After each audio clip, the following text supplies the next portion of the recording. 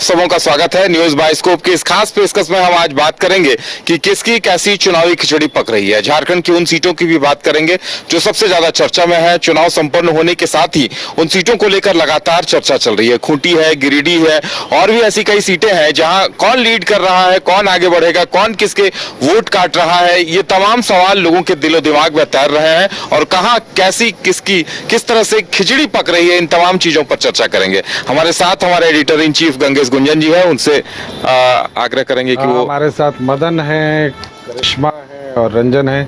हम लोग पांचों मिलकर आपको बताएंगे कि खिचड़ी कैसे पकती है। और सबसे पहले करिश्मा बताएंगे खिचड़ी कैसे पकती है। देखिए, अगर आप किस वे में पूछ रहे हैं कि खिचड़ी कैसे नहीं, सामान्य खिचड़ी पकाते हैं, फिर उसके बाद हम चुनावी खिचड़ी पकाएंगे।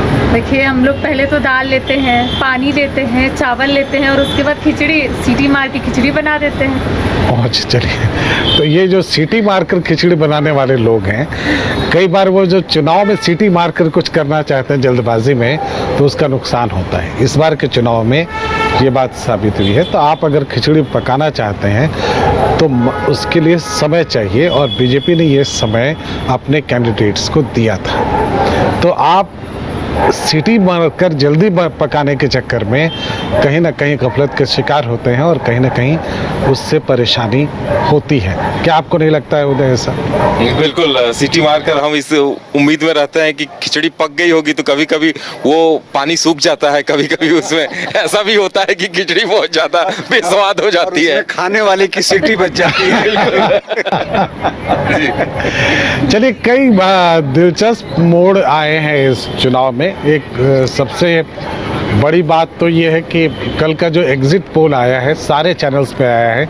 एग्जिट पोल हमने जो किया और जो दूसरों ने किया उसमें थोड़ा अंतर रहा। हमने जो ग्राउंड जीरो पर रिपोर्टिंग की और रिपोर्टिंग के दौरान जो मतदान केंद्र से बाहर निकले लोग, उनसे जो बातचीत की, उसके आधार पर हमने अपना एक एग्जिट पोल तैयार किया था। और हमने आपको बताया था कि 7 सीटें ऐसी थीं जो बीजेपी के पक्ष में स्पष्ट तौर पर जाती हुई दिख रही थीं। 4 सीटों पर उनको कमोबेश थोड़ा सा एज था, लेकिन 3 सीटें ऐसी थीं जिस पर कि निश्चित रूप से जो इंडिया गठबंधन है उसको बढ़त थी। अब अगर 3 और वो जो 4 जिन पर कि हम कह रहे हैं कि वो दुविधा की स्थिति थी, अगर वर्स्ट परफॉर्मर एनडीए रहती है तो 7-7 का मुकाबला होगा। अगर वर्स्ट परफॉर्मर नहीं होती, और जैसा कि पूरे देश का मूड है, अगर जो एग्जिट पोल्स में आए हैं अलग अलग चैनल में, हम स्पष्ट कर दें कि पूरे देश में हमारा कोई एग्जिट पोल नहीं हुआ है। हमने जो दूसरे चैनल्स पर और दूसरे जो एग्जिट पोल करने वाली एजेंसीज़ हैं उनका जो कुछ देखा है, अगर वैसा ही मूड है पूरे देश का, तो वो स्थिति 7-7 की नहीं आएगी। तब 11 और 3 हो सकता है, 10 और 4 हो सकता है, ये हम देख सकते हैं। अब सवाल ये है कि कौन सी ऐसी सीटें हैं जिस पर कि एनडीए पिछड़ रही है और जिस पर कि जेएमएम स्पष्ट रूप से जीत हासिल करता हुआ दिख रहा है। एक शिकायत जो हम लोगों के पास आई वो ये कि आपने एनडीए की सीट बताई, लेकिन आपने इंडी गठबंधन या इंडिया गठबंधन की सीटों के बारे में नहीं बताया। तो हम बता दें कि ऐसा बहुत स्पष्ट जीतता हुआ कोई कैंडिडेट हम लोगों को नहीं दिखा। हाँ, टाइट फाइट यानी बहुत अच्छा मुकाबला करने वाले कैंडिडेट्स कई दिखे, जिसकी चर्चा हमने कल भी की थी। खूंटी की चर्चा हमने की, हमने गिरिडीह की चर्चा हम लोगों ने की, हम लोगों ने सिंहभूम की चर्चा की, लोहरदगा की चर्चा की, गोड्डा के बारे में भी कहा कि वो फंस सकता था मामला, लेकिन वहाँ पर क्लियरली एक एज साफ दिखाई पड़ता है निशिकांत जी को, तो स्वाभाविक है कि वो एक मुद्दा है। लेकिन अब हम आज जो चर्चा करेंगे वो हम उस एंगल को चेंज कर देते हैं और हम ये बताते हैं कि अगर इंडिया गठबंधन बेस्ट परफॉर्मर हो जाए तो कहाँ कहाँ वो जीत सकती है। उदय, आपसे शुरू करते हैं, कहाँ आपको जीतती हुई दिखाई पड़ रही है? देखिए, इंडिया गठबंधन झारखंड में सबसे पहले तो मुझे खूंटी में जीतती हुई दिखाई दे रही है। कालीचरण मुंडा काफ़ी स्ट्रांग बताए जा रहे हैं, और जिस तरह से रिपोर्ट्स आई हैं कि लोगों ने कतारों में खड़े होकर, कतारों में लगकर कांग्रेस के लिए वोट किया है, तो कालीचरण मुंडा को ये सीट हम दे सकते हैं। वहीं अगर मुझे ऐसा लग रहा है कि गोड्डा में कांग्रेस मुझे काफ़ी मजबूत लग रही है, और गोड्डा में भी मुझे मेरे विचार से लग रहा है कि प्रदीप यादव काफ़ी मजबूत स्थिति में है, क्योंकि उनके साथ माई समीकरण वहाँ बनता हुआ दिखाई दे रहा है। लोहरदगा में इस समीकरण तो उदय मुझे लगता है कि सारे 14 सीटों पर बनता हुआ दिख रहा है, उसमें कहीं कोई संदेह नहीं है। जो भी मुस्लिम वोट्स हैं वो बिल्कुल एक तरफा जो है वो इंडिया गठबंधन की तरफ गए हैं। जब हम एक तरफा कहते हैं तो अब 1-2% इधर उधर हो तो आप नहीं कह सकते, लेकिन वो ऑलमोस्ट है। तो वो समीकरण अगर गोड्डा में काम कर रहा है तो ये कोई बहुत मायने इसलिए भी नहीं रखता कि पिछली बार भी वो माई समीकरण प्रदीप यादव के साथ था। तो ऐसा क्या कुछ बदलाव हुआ, जबकि इन 5 सालों में निशिकांत दुबे ने काफी काम किए, और जो कि जमीन पर दिखता भी है, क्योंकि वो काम जो है जमीन पर, रेल लाइन पर और हवा में तीनों जगह दिखता है। स्वास्थ्य के मामले में एम्स दिखता है, पॉलिटेक्निक कॉलेज दिखता है, तो लोगों को ये चीजें दिखती हैं। तो ऐसी परिस्थिति में और ऐसा क्या हुआ इन 5 सालों में जो कि वहां का चुनाव परिणाम बदल सकता है? मुझे लगता नहीं है कि गोड्डा में कोई परिवर्तन होगा। मान लीजिए जैसा कि आपका अपना आकलन है, और हम इसे एक टाइट फाइट में रख सकते हैं, लेकिन वहाँ पर जीतने की कोई संभावना मुझे भी नहीं दिखती है। लेकिन दूसरी सीटों की जहाँ तक बात करते हैं, आपने कहा गोड्डा, खूंटी, दुमका के बारे में आपने बात की। लोहरदगा में फाइट है, लोहरदगा में फाइट है, वहाँ कांग्रेस को थोड़ा एज दिखाई पड़ता है। सुखदेव भगत चूंकि वो लगातार वहाँ ये कवर करती रही हैं करिश्मा। सुखदेव भगत वहाँ पर अगर हम मानकर चलते हैं एकदम, इसे हम ये उस तरफ से देखें कि जो ये इंडिया गठबंधन है उस नज़रिए से हम देखते हैं, तो सुखदेव भगत वहाँ अच्छा परफॉर्म करते हुए दिखते हैं। अगर उसको हम वो सीट देना चाहें तो क्या बड़ी बात हो सकती है उसमें?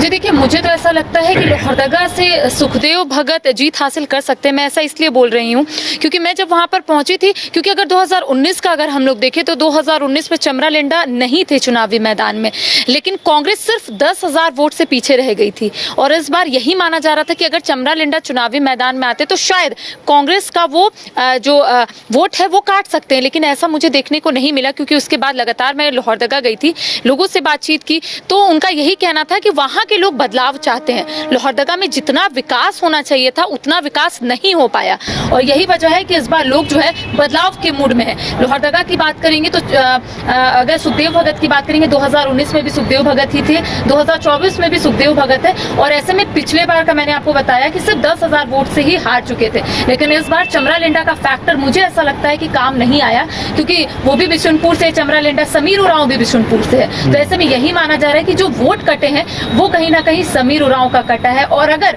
समीर उरांव का वोट कटा है तो सीधा जो फायदा है वो सुखदेव भगत को मिलता नजर। चलिए एक बात हम समझने की कोशिश करेंगे। आप उधर से काफ़ी हम लोगों को पास करें, हम लोग ये मदन, हम ये देखने की कोशिश करेंगे। एक सीन ये बनता है कि अगर हम लोहरदगा की बात करें, जहाँ पे सुखदेव भगत को हम लोग मान के चलें, अब ये नज़रिया पूरा हम उलट देना चाहते हैं कि ये आप मान कर चलिए कि ये पूरा यूपीए के पक्ष की तरफ से हम दिखाने की कोशिश करें तो क्या दिखता है। तो अगर हम इसमें बताते हैं कि सुखदेव भगत जीतते हैं तो क्या प्रमुख वजह हो सकता है, क्या वाकई एंटी इनकम्बेंसी थी? क्योंकि जितना फील्ड में हम लोग घूमे हैं उसमें एक फैक्टर बहुत इम्पॉर्टेंट था मदन, वो ये था कि लोगों को जो केंद्रीय योजनाओं का लाभ मिला है, वो लोग वो सड़क पर चलने वाले लोग थे, वो हाट में बैठे हुए लोग थे, वो कहीं दूर दराज किसी गांव में बैठे हुए लोग थे, उन सब ने ये कहा, वो कई तो रोने लगे। आपने वहाँ देखा होगा हजारीबाग में कई महिला तो रोने लगी जो उनको योजनाएं मिली। तो क्या वो फैक्टर वहाँ काम नहीं करेगा? नहीं, बिल्कुल ऐसा नहीं है कि वो फैक्टर वहाँ काम नहीं करेगा, लेकिन जो स्थानीय उम्मीदवार थे, जो जिन्हें पार्टी ने उम्मीदवार बनाया था, तो इसका फायदा जरूर मिला है। लोहरदगा सीट की अगर हम खास करके बात करें तो जो वर्तमान सांसद थे उनको बीजेपी ने टिकट काट दिया उनका और नए उम्मीदवार के तौर पर लाया। इससे थोड़ी बहुत जो नाराजगी थी, जो काम नहीं हुए थे, उन सभी चीज़ों को थोड़ा सा दूर करने की कोशिश बीजेपी के नए उम्मीदवार के आने से हुई।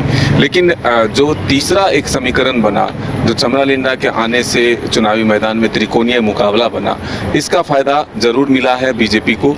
लेकिन ये जो चीज़ें थी कि प्रधानमंत्री या फिर नरेंद्र मोदी के नाम या फिर जो उनका एक मैजिक है और जो योजनाएं हैं, चाहे वो घर घर तक जल पहुंचाने की बात हो नल से, या फिर शौचालय हो, स्वच्छता अभियान की बात हो, या फिर आवास की बात हो, या फिर 5 किलो अनाज की बात हो, उज्ज्वला योजना की बात हो, आयुष्मान योजना की बात हो, ये तमाम योजनाएं जो है, सबसे महत्वपूर्ण चीज़ ये है कि एक आम व्यक्ति भी इतनी योजनाओं का गिनती करा सकते थे। सबसे खास बात है, अगर आप किसी पार्टी के नेताओं से अगर आप सरकार की योजनाओं के बारे में पूछेंगे तो 2 से 3 योजना गिनाते वो चुप हो जाते हैं, फिर वो याद करने लगते हैं, उंगली पर गिनने लगते हैं जो मैंने कितनी योजनाओं का नाम गिनाया। लेकिन ये जो 2024 का चुनाव है, इसमें आप सोशल मीडिया का असर कहें, टीवी चैनल्स का असर कहें, समाचार पत्रों का असर कहें, या फिर बीजेपी के कार्यकर्ता और नेताओं के मेहनत का असर कहें कि लोगों के बीच पहुंचकर सरकारी योजनाओं को इस तरह से पहुंचाया है कि एक एक योजनाओं का नाम लोगों के जुबान पर था। और इसका ही बेनिफिट और इसका ही मोदी मैजिक का जो एक बेनिफिट है वो बीजेपी को मिलता हुआ दिख रहा है। मदन, ये बड़ा दिलचस्प है, उदय आप मार्क करेंगे जी, ये बड़ा दिलचस्प है कि ये आरोप बेचारे यूट्यूबर्स सब पे लग रहे हैं कि आपने जो अभी मैं देख रहा था कई सारे चैनल्स, उनका कहना था कि इंडिया गठबंधन सिर्फ यूट्यूब पे मैनेज करके ये सोचता रहा कि चीज़ें उसके पक्ष में जा रही हैं, जबकि धरातल पर वैसे दिख नहीं रही है, इसलिए एग्जिट पोल ऐसा आया है। हम फिर बता दें कि एग्जिट पोल अभी आया है, अभी वास्तविक परिणाम आने बाकी हैं और वास्तविक परिणाम आपको चौंका भी सकते हैं, इस बात से इनकार नहीं किया जा सकता। लेकिन ये सारा आकलन हम एग्जिट पोल के आधार को सामने रख कर रहे हैं कि हाँ, ये अगर आधार है तो किस तरह से चीज़ें टर्न आउट हुई हैं।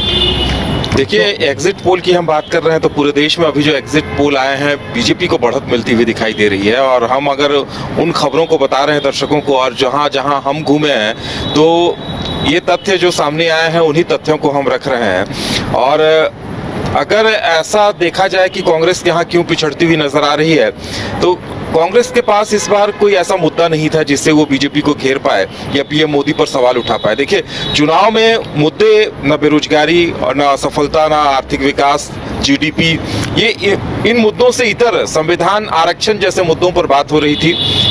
विपक्ष सवाल उठा रहा था, पीएम जवाब दे रहे थे। तो ऐसे में आम जनता को ये क्लियर था, क्योंकि आम जनता इतनी समझदार है, इतनी ज्ञानी है कि वो जान रही थी कि संविधान और आरक्षण जैसे मुद्दों पर कुछ होना जाना नहीं है। तो जो असल मुद्दे थे वो मुद्दे कहीं हाशिए पे पड़े रह गए। और इस वजह से भी ऐसा लग रहा है कि जो एग्जिट पोल में जो बीजेपी को बढ़त मिलती दिखाई दे रही है, लगता है जमीनी मुद्दे उठ नहीं पाए। अगर जमीनी मुद्दों पर विपक्ष पीएम को घेरता तो उनकी भी मजबूरी होती कि उन्हीं मुद्दों पर आकर जवाब देना पड़ता, लेकिन पूरे चुनाव में ऐसा नहीं हुआ है। तो एक बात मैं ये ज़रूर जानना चाहूँगा, बात वहाँ जो करिश्मा ने जहाँ से बात शुरू की थी कि हम सीटी लगाते हैं और खिचड़ी पक जाती है, समय क्या कम मिला है रंजन? आप बताइए कि समय क्या वाकई कम मिला? यह समय तो बहुत ही कम मिला जो इंडिया गठबंधन के प्रत्याशी हैं, और निश्चित तौर पर वो भी अब ये इस बात को महसूस कर रहे हैं। आज करिश्मा ने जो है महुआ माजी से बात की, उन्होंने भी ये बात कही है कि जो हमारे प्रत्याशी हैं उनको समय कम मिला है। तो अब अगर समय कम मिला है तो अब इसके लिए कौन जिम्मेदार है, ये भी उन्होंने हालांकि नहीं बताया, लेकिन निश्चित तौर पर जो जेएमएम पार्टी है, जो इंडिया गठबंधन का शीर्ष नेतृत्व है, वो जिम्मेदार है। उसे जो है अपने प्रत्याशी पहले घोषित करने चाहिए थे। खास करके देखिए, पहली बार यशस्विनी सहाय चुनाव लड़ रही थी रांची से, उनके लिए एक नया अनुभव था। अगर उनका नाम आप 1.5-2 महीने पहले अनाउंस कर दिए रहते तो वो युवा नेत्री थी, नई चीज़ थी, पहले उन्हें सीखना था, फिर चुनाव लड़ना था, वो सारी चीज़ें थी, तो वो बेहतर तरीके से चुनाव लड़ सकती थी। तो यशस्वनी साय और जमशेदपुर से समीर मोहंती, इनका भी मैं नाम लेना चाहूँगा। इनके नाम की घोषणा भी बहुत देरी से हुई। आप वैसे तो ऑलमोस्ट सारे ही प्रत्याशी जो हैं हर सीट पर इंडिया गठबंधन ने देर से घोषित किए, तो बीजेपी को एक एज तो यहीं पर मिल गया, और ये एज जो है वो बीजेपी को इंडिया गठबंधन की वजह से ही मिला कि उन्होंने जो है देरी की। देखिए, जो अब की राजनीति है ये 24 घंटे वाली राजनीति है। अब वैसा नहीं है कि अच्छा ठीक है अगली बैठक में हम फैसला लेंगे और हम बता देंगे। और उस वक्त भी जब करिश्मा, मदन ये फील्ड में जाते थे और सवाल पूछते थे तो यही जवाब मिलता था कि हम समय पर बता देंगे कि कोई देरी नहीं हुई है। लेकिन उस वक्त ये भी कहा जाता था कि हमारे प्रत्याशी चुनाव के समय नहीं जाते, वो पहले ही जनता से कनेक्ट रहते हैं। तो ये सवालों का जवाब इस तरीके से कांग्रेस की ओर से दिया जा रहा था, क्योंकि सवाल तो उस वक्त भी उठ रहे थे रंजन जी कि आखिर प्रत्याशी के नाम की घोषणा इतनी देर से क्यों हो रही है। बीजेपी सभी सीटों पर प्रत्याशियों के नाम की घोषणा कर दी थी, तो कांग्रेस की ओर से ये कहा जा रहा था कि हमारे जो प्रत्याशी है, हमारे जो लोग हैं, वो पहले ही जनता से कनेक्ट हो गए थे। अच्छा, और अब उसका जवाब जो है जेएमएम दे रहा है कि हमारे प्रत्याशियों को कम समय मिला, तो उसका जवाब बताइए। कांग्रेस ने कहा कि हमारे प्रत्याशी हमेशा मैदान में रहते हैं, और अब जेएमएम कह रहा है कि हमारे प्रत्याशियों को कम समय मिला, तो कांग्रेस के सवाल का जवाब तो जेएमएम ही दे रहा है। तो ये एक चीज़ जो है वो देखने की है। देखिए, अक्सर जब हम लोग चुनाव पर बात कर रहे थे तो हम लोग जातीय समीकरण पर भी बात करते थे, और जो कि चुनाव में बहुत महत्वपूर्ण होता है। लेकिन इस जातीय समीकरण में जो एक नई जाति जो है जो समाहित हो रही है, जिस पर कि शायद बड़े बड़े चुनाव विशेषज्ञ भी ध्यान नहीं दे पाए, और वो जो जाति है वो है लाभार्थी जाति, जिसकी की बात जो है हमने नहीं की कि वो कितने प्रतिशत है, और जो लाभार्थी हैं उनको देखकर और कितने लोगों को लगा कि शायद ये लाभ आगे हमें भी मिल सकता है। ये 5 किलो चावल की बात है, उसका मजाक भी उड़ाया गया। लेकिन फिर ऐसा क्यों हुआ कि जब 3-4 चरण हो गए तब फिर कांग्रेस के अध्यक्ष को प्रेस कॉन्फ्रेंस करके कहना पड़ा, राष्ट्रीय अध्यक्ष को, कि हम 10 किलो चावल देंगे। तब उन्हें आभास हुआ कि ये मुद्दा बन चुका है। तो यहाँ पर देरी हुई कांग्रेस से। एक पहचान, बिल्कुल ये मुद्दों की पहचान एक बड़ी बात थी। अभी भी आप चुनाव पुराने पैटर्न पर लड़ रहे थे, आपको मालूम नहीं था कि जो लाभार्थी हैं वो किस तरह से बिहेवियर उनका होगा। हम लोग उन जगहों पे गए जो एकदम आप देखेंगे कि हमने हेलीकॉप्टर से कोई रिपोर्टिंग नहीं की है, हम लोगों ने कोई ऐसे बड़े बड़े नेताओं के साथ उस तरह से घूमकर रिपोर्टिंग नहीं की है। हम लोगों ने बिल्कुल ग्राउंड के अंदर तक जाकर रिपोर्टिंग की और उस अंतिम व्यक्ति तक पहुंचने की कोशिश की। एक गांव जहां बहुत दूर का एक गांव है, हजारीबाग संसदीय क्षेत्र था जहां करिश्मा भी गई थी, वहाँ बहुत दूर का इलाका है, मगर वहाँ भी वो अगर मोदी का नाम है मौजूद।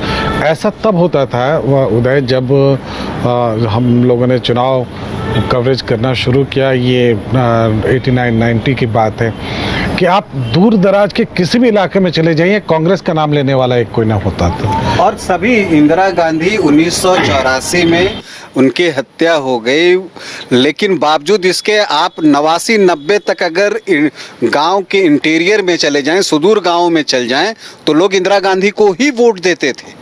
ये बात थी कि कांग्रेस उस समय तक सुदूर गांवों तक अपनी पहुंच बना चुकी थी और उसका लाभ उसे मिलता था, उसका नाम हर कोई जानता था।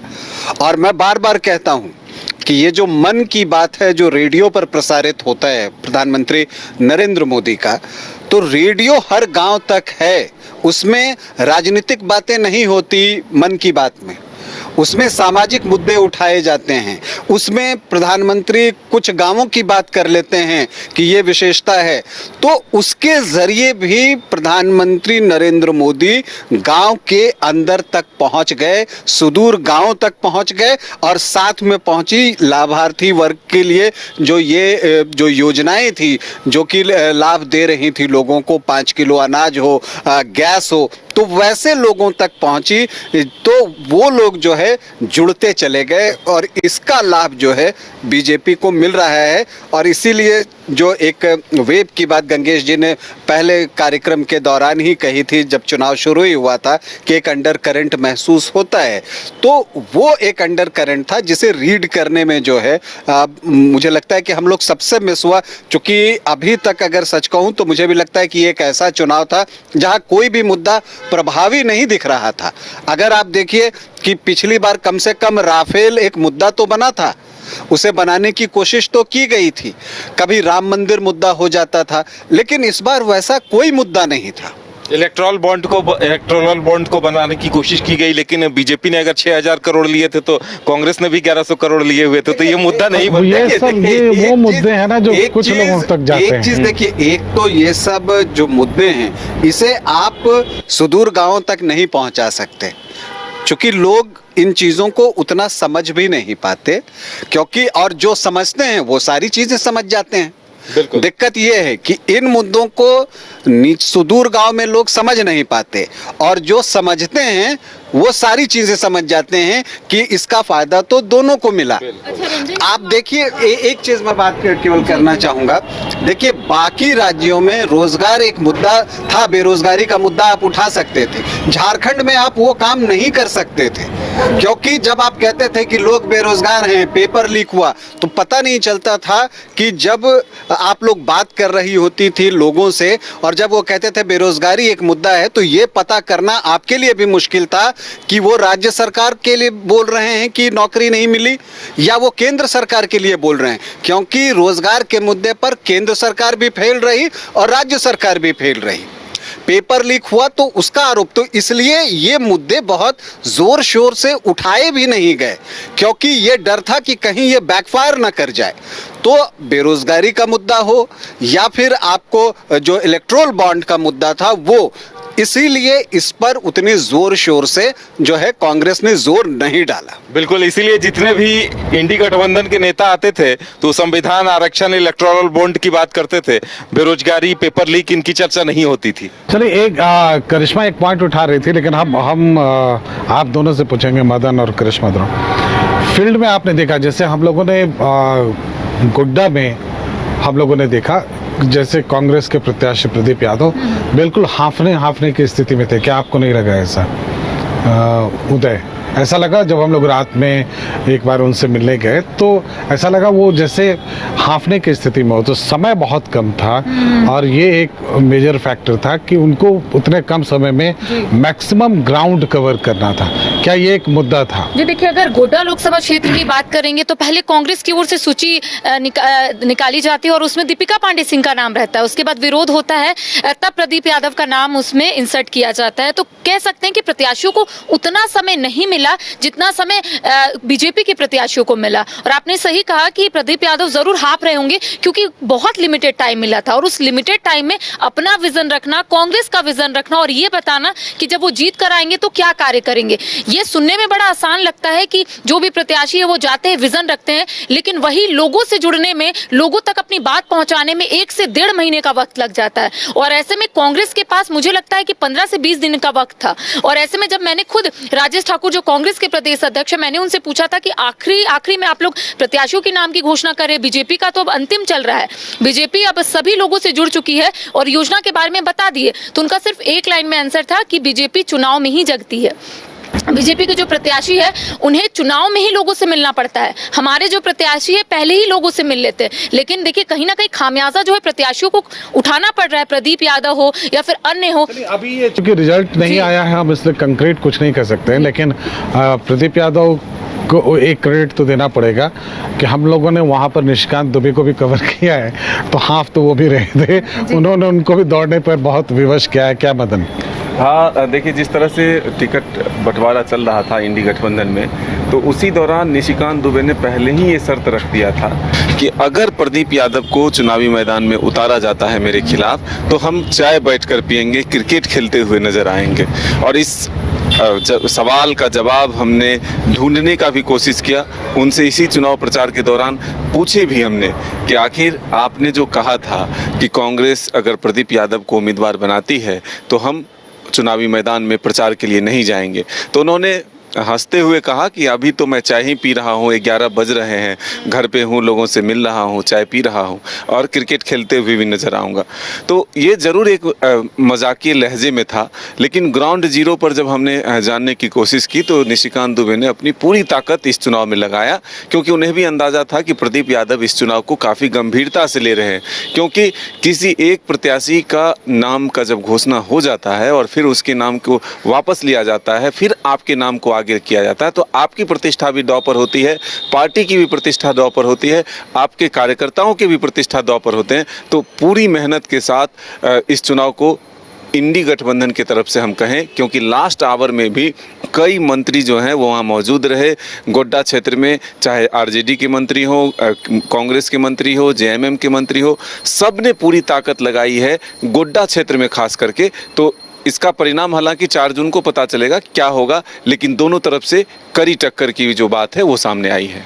अच्छा, अगली सीट जिसकी चर्चा हम लोग करें वो दुमका, शायद ठीक है। अगर दुमका हम जैसा कि हम बार बार बता रहे हैं कि ये उस नज़रिए से देखें, अगर हम जो इंडिया गठबंधन है या इंडी गठबंधन है उसके नज़रिए से हम देखते हैं, तो दुमका की सीट को आप कितना सेफ मानते हैं इंडिया गठबंधन के लिए? ये इस पर चर्चा होनी चाहिए।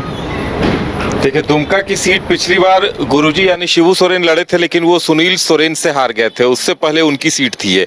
तो जाहिर सी बात है जेएमएम काफी गंभीरता पूर्वक इस बार उस चुनाव को लड़ रहा था, लेकिन परिवार की बड़ी बहू मुकाबले में थी, वो बीजेपी के पाले में आ गई थी। तो वाकई में ये काफी चुनौतीपूर्ण हो गया था, काफी मुश्किल हो गया था कि कैसे, और दोनों ही खेमों के लिए प्रतिष्ठा का प्रश्न बन गया, क्योंकि बीजेपी ने सोरेन परिवार की बड़ी बहू पर दांव खेला था। अगर ये सीट लूज हो जाती है तो लगातार सवाल ये उठता कि बीजेपी ने गलत प्रत्याशी को चुन लिया। वहीं जेएमएम के सामने मुश्किल ये थी कि अगर बगावत करके कोई जीत जाता है तो जेएमएम के अस्तित्व पर सवाल खड़े हो जाते, शिबू सोरेन की विरासत पर सवाल खड़े हो जाते। लेकिन अभी देखिए इस कदर वहाँ मुकाबला है कि कहा नहीं जा सकता कि ये किसे मिल रहा है या कौन आगे बढ़ता हुआ दिखाई दे रहा है। दोनों ही पक्ष के अपने अपने तर्क हैं और किसी अभी फिलहाल इंतजार करना ज़्यादा बेहतर होगा। कहीं हम ये, जैसा हमने कहा कि ये जो आरोप है कि सारा कुछ एनडीए के नज़रिए से डिसाइड हो रहा है मीडिया में, हम इसको इंडिया गठबंधन के नज़रिए से डिसाइड करें तो तुमका अगर इंडिया गठबंधन को देना हो हमको, तो क्या वजह हो सकती है? देखिए, अगर दुमका अगर इंडिया गठबंधन के साथ जाता है तो उसकी कई वजह हैं।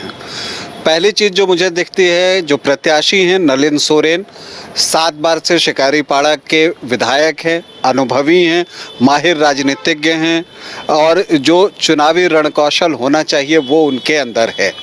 बसंत सोरेन उनके कंधे से कंधे मिलाकर जो है उन्होंने इस चुनाव प्रचार में हिस्सा लिया है, तो ये नलिन सोरेन को और भी मजबूत बना रहा है।